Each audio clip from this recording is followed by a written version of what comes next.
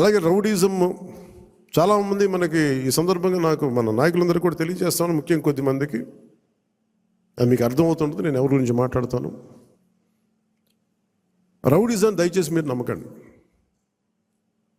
ముఖ్యంగా మన నాయకులు కొద్దిమంది చెప్తున్నాను, దయచేసి రౌడీజాన్ని నమ్మకండి.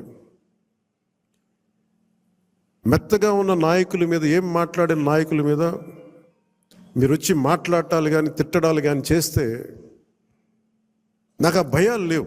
మీరు అది గుర్తుపెట్టుకోండి. వైసీపీ లాంటి ఒక గుండా పార్టీని ఎదుర్కొని వచ్చిన వాడిని మీరు నన్ను బెదిరించగలరా? మీరు ఆలోచించండి. కొంచెం లోతుగా మీరు అధ్యయనం చేయాలి దాన్ని.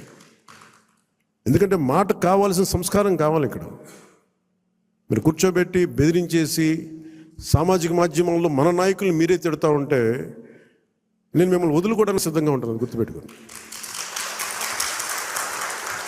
అది మీరు నాకు ఎంత లాయలిస్టులు వ్యక్తిగతంగా అయినప్పటికీ కూడా, మీరు నా కమిటెడ్ లాయలిస్టులు అయినప్పటికీ కూడా, ప్రజాస్వామ్యానికి విఘాతం కలిగించిన, రౌడీజం చేసిన నేను వదులుకోవడానికి సిద్ధంగా ఉంటాను.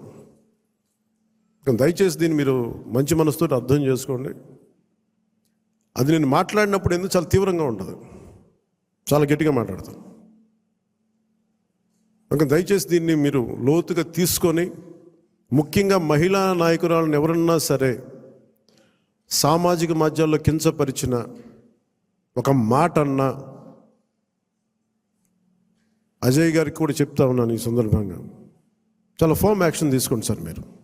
నేను ఈరోజు అందరి ముందు చెప్తున్నాను, you have all the right.